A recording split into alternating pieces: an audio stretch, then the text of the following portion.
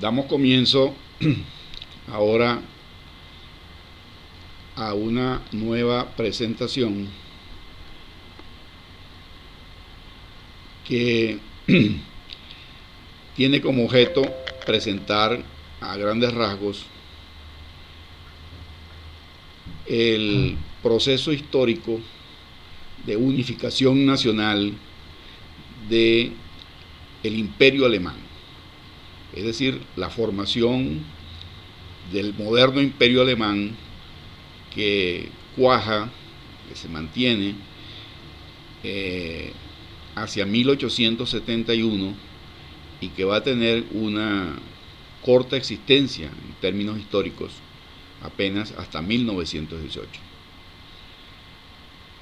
Ese segundo imperio alemán, como se le conoce, ese segundo Reich, ya que hubo un primer imperio mucho más antiguo, empezó ese proceso de una manera bastante compleja.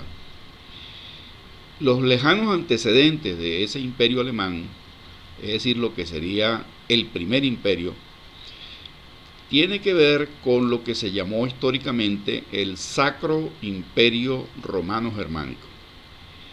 Ese Sacro Imperio Romano Germánico fue un imperio que surge en tiempos de la Edad Media y que tuvo una gran extensión, abarcaba pues buena parte de lo que hoy día son los territorios de Alemania, Austria, Europa Central e incluso parte de los territorios que hoy corresponden a Francia. Ese Imperio Romano Germánico fue una especie de consecuencia de lo que se llamó un imperio muy anterior, que se llamó el Imperio Carolingio, el imperio del famoso Carlomagno, que se disuelve pues en plena Edad Media. Esos lejanos antecedentes nos dicen entonces que los pueblos que vivían en lo que actualmente es Alemania tienen una existencia histórica bastante antigua. Por supuesto, en cierta manera eran los descendientes de aquellos que los romanos llamaron bárbaros, aquellos pueblos que vivían más allá del río Rin y que no se habían romanizado, es decir, no formaron parte del Imperio Romano. Muchos de esos pueblos fueron los que incluso acabaron con el Imperio Romano, es decir, cuando comenzando la Edad Media, pues destruyeron pues la unidad de ese imperio de la antigüedad. Bueno, esos lejanos antecedentes, que todos esos detalles los pueden ver ustedes en la presentación, nos llevan entonces a tiempos más recientes, hacia el siglo XIX, cuando en medio de las llamadas guerras napoleónicas, es decir, lo que fueron aquellas guerras en las cuales participaron pues las tropas de Napoleón Bonaparte, que invadieron e incorporaron a su dominación a extensas regiones de Europa. Una de las consecuencias de esas guerras fue la formación bajo Napoleón Bonaparte de lo que se llamó la Confederación del Rin, un conjunto de pequeños estados que Bonaparte los confederó y los convirtió pues en una especie de protectorado francés. Era un estado pues que estaba al sur de la actual Alemania y que de alguna manera le permitió a Bonaparte arrebatarle al reino que estaba más al norte, Prusia, esos territorios. Esos territorios que fueron parte de la Confederación del Rin, una vez que Bonaparte es derrotado y se termina pues, su dominación sobre buena parte de Europa, esa Confederación del Rin desaparece. Tuvo una existencia entre 1806 y 1803. Se disuelve y precisamente bajo aquello que se llamó el Congreso de Viena de 1815, esos territorios, más todos los restantes territorios pues, que formaban pues, el pueblo alemán, no van a ser incorporados al imperio de Austria, sino que más bien se van a mantener separados en múltiples y pequeños estados alemanes. Precisamente los británicos, para no convertir al imperio austríaco en una especie de macroestado poderoso, no estimularon, no estuvieron de acuerdo en nombre de eso que ellos llamaron la política de legitimidad y equilibrio, pero sobre todo en nombre del equilibrio. Esos estados se mantuvieron pues separados, no formaron ni un estado alemán, ni tampoco fueron incorporados pues como parte del imperio austríaco.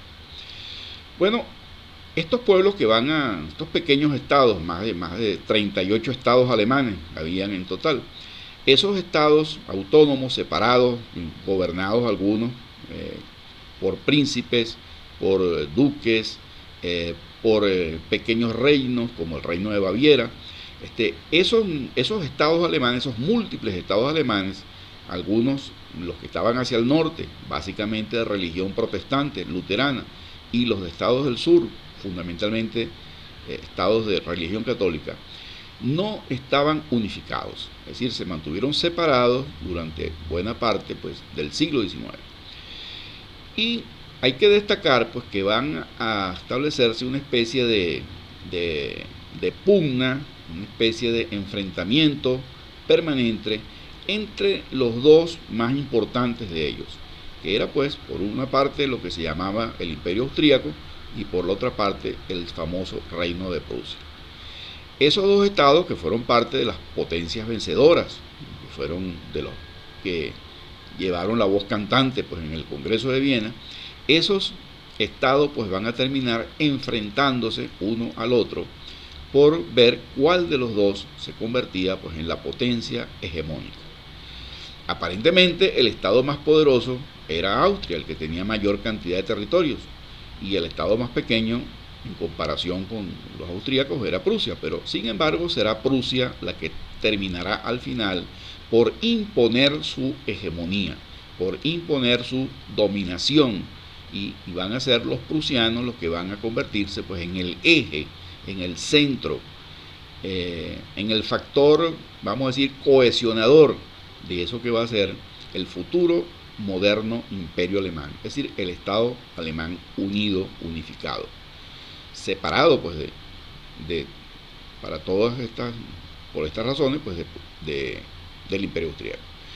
Bueno, van a formarse entonces gradualmente unas cuantas, vamos a decir, federaciones y confederaciones.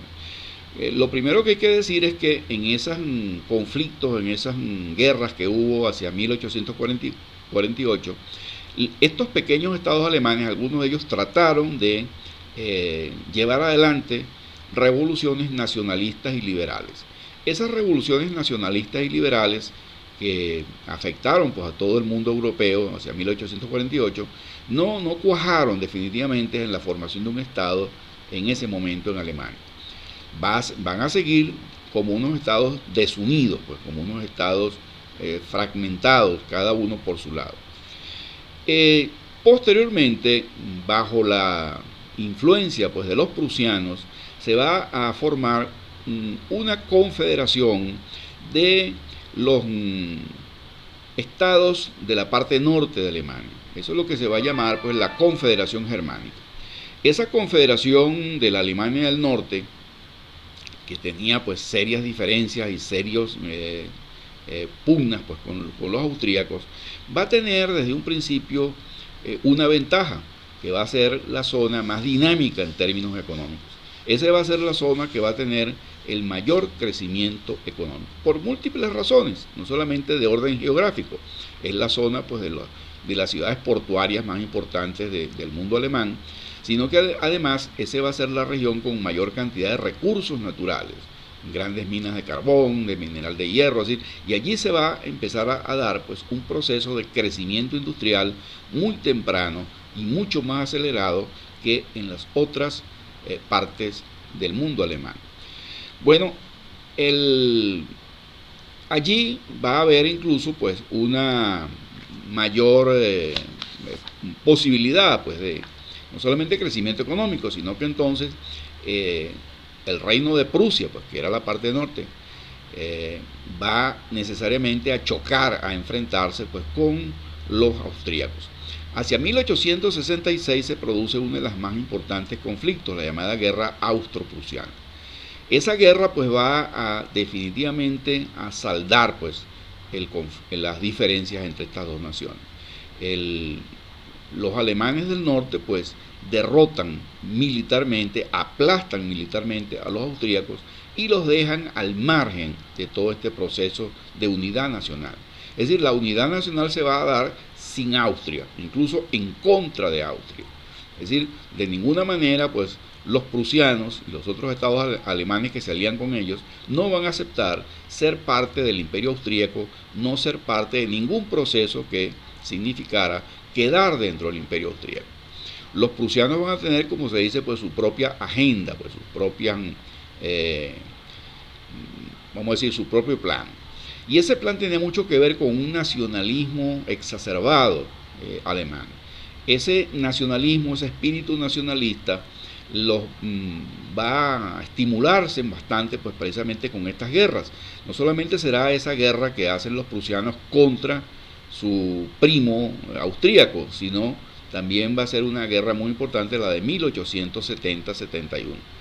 Una guerra en la cual ellos se enfrentan al segundo imperio francés, el famoso segundo imperio francés de Napoleón III, y al derrotar a ese imperio francés y acabar con él, obligaron a abdicar al emperador y le arrebataron los territorios pues, del norte de Francia, las provincias de Alsacia y Lorena, y le obligan a pagar a ese imperio francés una cuantiosa indemnización de guerra.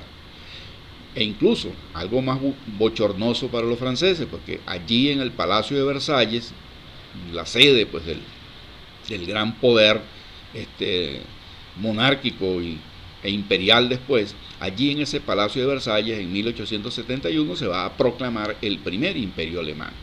Es decir, que de alguna manera la formación del imperio alemán va a estar asociada pues, con esos procesos, con esos enfrentamientos militares. El más importante, sin duda alguna, fueron esos dos, los más importantes. El del 66, donde derrotan a Austria y la obligan pues, a quedarse como una especie de potencia de segundo orden, de potencia decadente, y la echan a un lado, pues no le permiten que no ser parte de ese imperio alemán. Mucho menos ellos subordinarse a los austríacos. Y la otra gran guerra va a ser la guerra pues, que le permite aplastar militarmente al segundo imperio francés. Esas dos guerras exacerban el espíritu nacionalista pues, alemán, que se personificaba pues, en ese nacionalismo prusiano, por el orgullo pues, de un gran ejército, de una gran fuerza armada, pues que ya se había distinguido bastante pues, en las guerras napoleónicas, fue parte de la derrota pues, de Bonaparte. Entonces, ese imperio alemán, pues que se va a proclamar pues, después de la guerra franco-prusiana, va a ser el segundo imperio, va a ser el imperio que tendrá apenas unas 3 décadas de existencia, de 1871 a 1918. Es decir, va a ser un imperio de pocas décadas, pero de mucha importancia. Va a durar, pues, precisamente, va a tener mucha relación con lo que pase en Francia, porque el nacimiento de ese imperio tiene que ver con su victoria sobre los franceses. Y la caída de ese imperio alemán va a tener que ver con la derrota humillante de Alemania, pues en la guerra que tuvo contra Francia, Inglaterra y otras naciones de Europa, pues en 1918, en la llamada Primera Guerra Mundial. Es decir, que este imperio va a estar, su existencia va a estar pues marcada pues, por esos dos eventos militares bastante importantes. Ese imperio entonces, que va a tener una estructura muy peculiar, va a ser la obra de un gran estadista llamado Otto von Bismarck, el antiguo canciller del Reino de Prusia. Bismarck va a ser el artífice, el arquitecto de esa unidad alemana. Bismarck incluso va a convertir el conjunto de estados alemanes en una estructura imperial. Y él va a ser el primer canciller de ese imperio proclamado en 1871. Y por supuesto, el primer emperador de ese nuevo imperio alemán, un emperador que va a recibir el título de Kaiser. Kaiser significaba César, el antiguo título de los emperadores romanos. Bueno, vamos a decir, esa formación pues, de este imperio, hay algunos detalles interesantes que hay que plantearse. Si uno se pregunta por qué Prusia y Austria no pudieron ponerse de acuerdo para establecer un Estado alemán único. Y la razón de fondo era que entre estas dos regiones habían profundas diferencias. El imperio austríaco, aunque sí tenía un componente alemán, es decir, lo que es Austria propiamente dicha, que la vamos a ver después en otra presentación y en otro video, el imperio austríaco tenía un componente alemán, pero asimismo tenía distintos componentes de otros pueblos. En ese imperio austríaco convivían pueblos germánicos, como los austríacos, pero también convivían lo que serían los checos, los bohemios, los pueblos eslavos de lo que hoy día sería Checoslovaquia, ¿no? Los polacos, los húngaros, que no eran eslavos sino magiares. También formaban parte de ese imperio los pueblos eslavos del sur, los croatas, los serbios, los eslovenos, los montenegrinos, los distintos pueblos pues, que formaron parte antiguamente del Imperio Otomano y que se fueron separando del Imperio Otomano en el siglo XIX.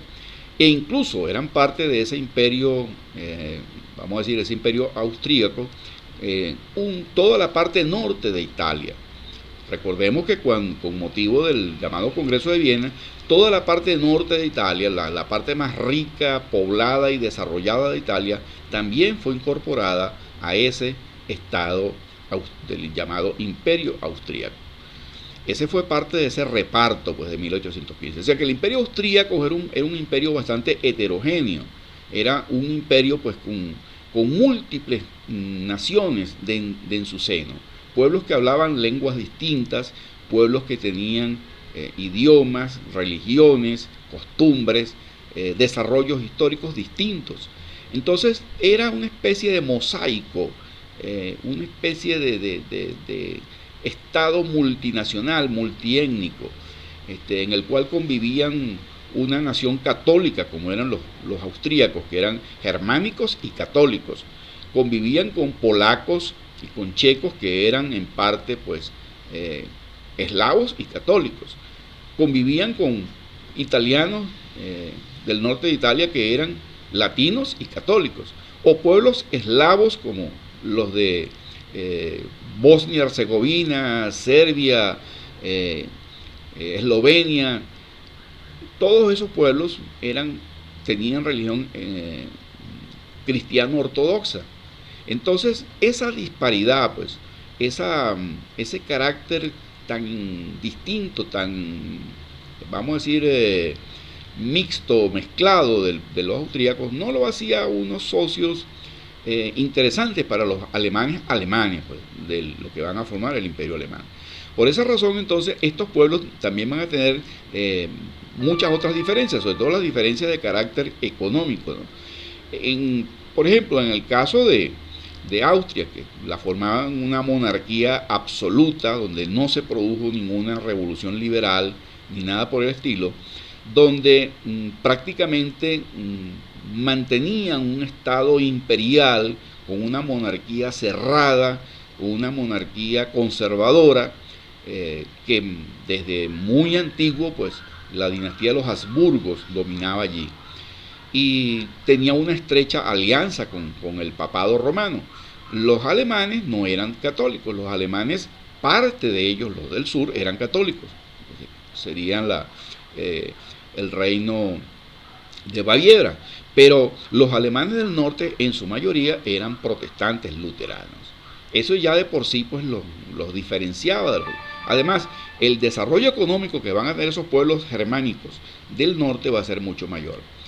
Austria no contaba ni con los recursos naturales, ni con una burguesía progresista, ni por supuesto experimentaron ningún desarrollo económico intenso. Mientras que Prusia pues va a ser lo contrario. Prusia sí va a tener un desarrollo económico intenso. Prusia va a iniciar eso que se llama pues la revolución industrial. Es decir, en Prusia se incorporan de manera entusiasta a ese proceso de industrialización maquinista, a ese proceso de transformación tecnológica y científica, a la construcción de ferrocarriles, a la expansión de una industria pesada, siderúrgica, al desarrollo pues, de todo tipo de industria, que va a ser lo que ya conocemos como la segunda revolución industrial. La segunda revolución industrial empezó en Alemania antes de que Alemania incluso fuera un Estado nacional.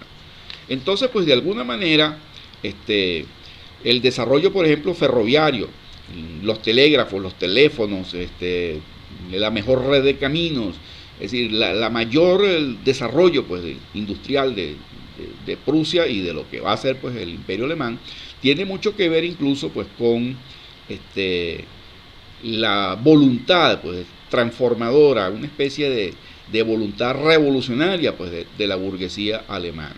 No así pues de la burguesía austríaca, que siempre se quedó como rezagada y no va a tener el equivalente a una revolución industrial, mucho menos una revolución política. O sea, ellos se quedaron rezagados en una economía cerrada, estancada, que por supuesto le van a llegar algunos elementos de modernidad. Los austríacos van a tener ferrocarriles, telégrafos, teléfonos, y todas las cosas modernas le van a llegar, pero no porque ellos las inventaran, no porque ellos las desarrollaran.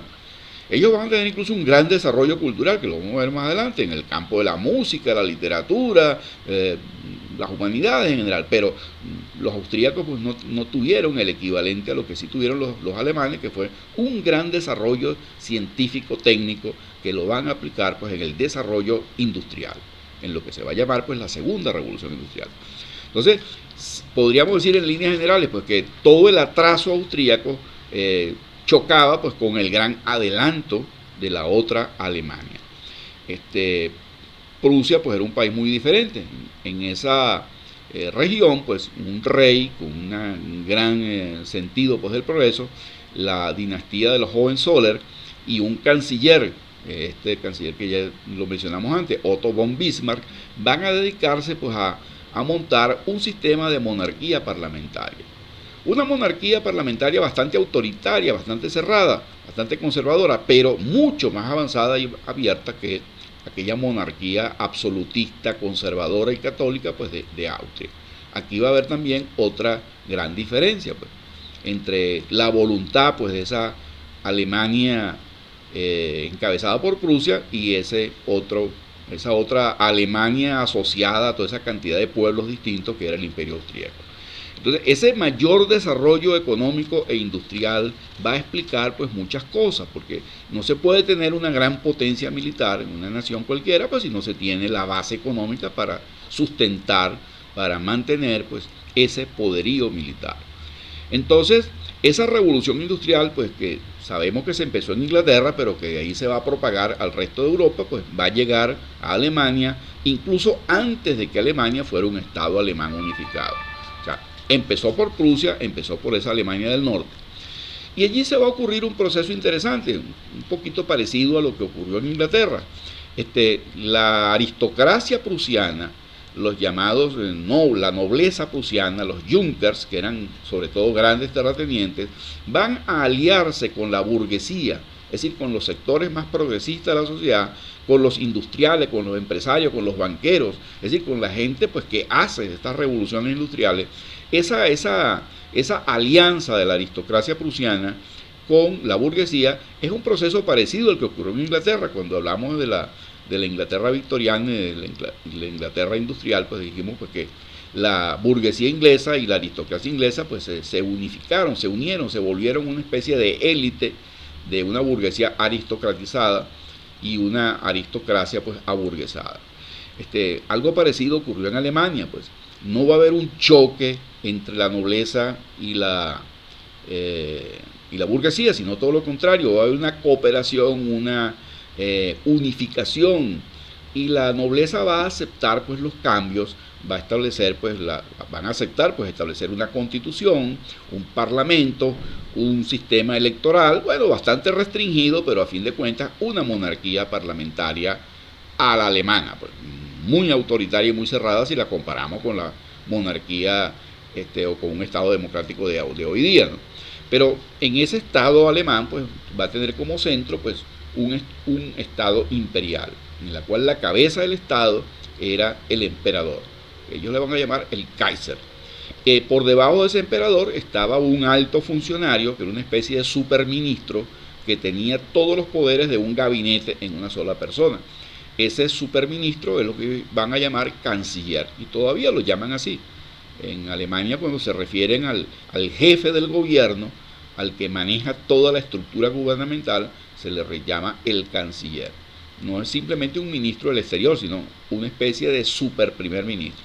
Ese ministro tenía tanto poder porque era la persona que se dirigía, que hablaba ante el Parlamento y hacía los grandes planteamientos. Hacía las propuestas políticas, administrativas, todo eso lo hacía el canciller, el que manejaba toda la administración del Estado. El Kaiser, el emperador, era el jefe del Estado.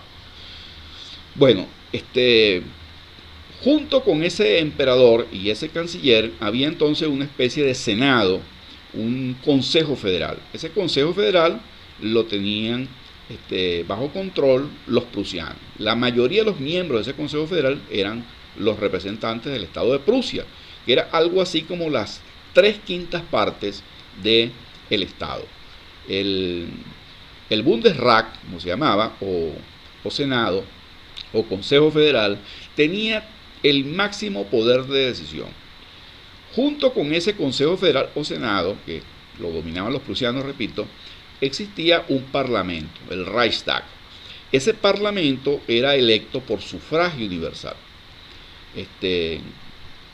Cuando existía solamente el Estado prusiano, pues había un parlamento de Prusia, pero luego cuando Prusia incorpora pues todos los otros estados alemanes y los alinea pues de manera hegemónica, les impone pues su liderazgo a todos ellos y los unifica pues en un solo estado imperial, entonces ese parlamento ya no será solamente un parlamento prusiano, va a ser un parlamento de todos los estados prusianos.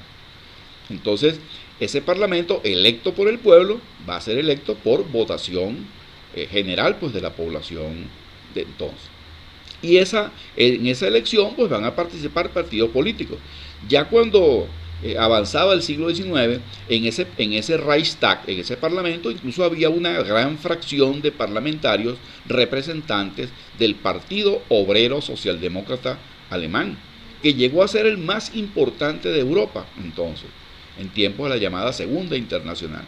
Cuando en 1889 se estableció la llamada Segunda Internacional, el partido eje de esa Segunda Internacional, de esa Asociación Internacional de Partidos y Sindicatos, el movimiento obrero pues, de la época, esa Segunda Internacional, el partido más importante era el partido alemán.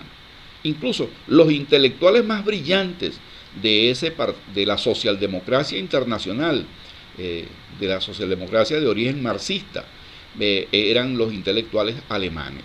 Hombres como Kautsky, como Bernstein, como August Bebel y muchos más, eran los pensadores más importantes de esa Segunda Internacional y tenían influencia mucho más allá de Alemania. Esa influencia de ese partido existió, se mantuvo hasta los tiempos de la Primera Guerra Mundial, cuando con motivo de la Primera Guerra Mundial se produce la Revolución Rusa, y entonces después de la Revolución Rusa, el gran dirigente de esa Revolución Comunista Rusa va a ser Vladimir Lenin, y Lenin entonces asume el liderazgo y serán los socialistas comunistas, pues a partir de la debacle pues, de esos partidos socialistas con la guerra, pues va entonces los socialistas al estilo soviético, pues van a crear una nueva internacional que va a ser la Tercera Internacional. Esta Segunda Internacional, por cierto, siguió sobreviviendo y es lo que hoy día se llama la Internacional Socialista, que representa a estos partidos socialistas europeos al estilo del Partido Socialista Obrero Español o el Partido Laborista Británico o el Partido Socialista Francés, que son partidos socialistas muy moderados, muy reformistas, muy democráticos. No son para nada pues esos viejos partidos socialistas partidarios de las revoluciones violentas y de establecer la dictadura del proletariado y esas cosas. Pues bien, ese Estado alemán entonces, que se organiza pues hacia 1871, tiene mucho que ver pues con ese proceso de crecimiento económico que va a tener sobre todo la parte norte de Alemania, es decir, la parte que Prusia y otros estados asociados a Prusia, en lo que se llamó originalmente la Confederación Germánica del Norte, van ellos a ser el eje de esa unión nacional. Esa unión nacional incluso va a tener en un principio, una de las cosas económicas que me había olvidado de comentar, es la unificación aduanera que permite incentivar el comercio entre todos los estados alemanes. Esa unión aduanera es lo que se llamó el Zollverein. El Zollverein o unión aduanera va a ser una especie de mercado común para estos estados alemanes. Cuando Prusia incorpora gradualmente a todos esos 30 y pico estados alemanes, eran 39, esos estados alemanes, al firmar esos convenios y esa especie de tratados de comercio, eso va a incentivar el poderío económico de la parte más desarrollada, pues, de Alemania, que era Prusia, porque era la parte norte. Entonces todos los estados alemanes, el último que se incorporó fue el Reino de Baviera, que era la parte sur, la parte católica de Alemania. En la medida que todos esos estados alemanes se fueron incorporando y aceptando pues ser parte de la unión aduanera, luego fueron parte de la unificación política, pues, cuando aceptan pues en la gran, vamos a decir, en la gran asamblea pues de toda la nobleza y de todos los grandes aristócratas, pues de todos los duques, reyes, ciudades libres, o sea, todas esas representantes que fueron a Versalles, pues, junto con los prusianos y proclamaron el imperio alemán en 1871, eso pues va a consagrar a Rusia pues como la potencia, como el centro de la hegemonía, pues, de esa unidad nacional. De alguna forma pues podríamos decir pues que Prusia se salió con la suya, es decir, Prusia le ganó la partida, Prusia le ganó la apuesta pues a los austríacos. Es decir, los austríacos no fueron capaces, los austríacos no pudieron de ninguna manera pues llevar adelante ese proceso de unidad nacional. Y si, tratando de reforzar lo que ya habíamos dicho, si uno se pregunta por qué los prusianos y la Alemania del Norte sí pudo unificar a todos esos 39 estados alemanes, esos pequeños estados alemanes, algunos eran simplemente una ciudad. El caso de Hamburgo o la ciudad de Bremen, era una ciudad, una especie de ciudad-estado. Es decir, todas esas ciudades alemanes, las ciudades de la costa, que eran la llamada Liga Hanseática, que eran ciudades comerciales de mucho poder económico desde tiempos muy remotos. Es decir, esas ciudades prósperas, esas ciudades mercantiles, esas ciudades que van a ser la base pues, del comercio interalemán e intereuropeo, esa riqueza pues, de esas ciudades, junto con la riqueza que se va a plantear pues, en otras regiones pues, del norte de Alemania, pues van a servir como la pasta que unifica, que solidifica pues, esos estados desunidos. Y por supuesto la voluntad de unidad, pues, la voluntad de poder que tenía el Estado prusiano, que era la potencia militar más importante. Acordémonos que Prusia fue la potencia de mayor peso en la derrota de Bonaparte. Los británicos, los austríacos, los rusos participaron en esa derrota de Bonaparte, pero uno de los mayores artífices de esa derrota fue precisamente la potencia militar prusiana, que tenía una legendaria pues, fortaleza pues, en su ejército. Esa unidad pues, que se fragua con el espíritu nacionalista, que se fragua pues, con el orgullo nacional que se exacerba con las guerras, la guerra que contra los prusianos del 66, la guerra de los prusianos contra los austríacos del 66 y la guerra contra los franceses en 1871, la guerra franco-prusiana, ese orgullo nacional lleva pues, a los pueblos alemanes a aceptar pues, el liderazgo, la hegemonía, la guía pues, de el rey de Prusia, al que lo coronan pues, como emperador de Alemania, y al canciller de Prusia, Otto von Bismarck, lo consagran pues, como el canciller de ese imperio alemán.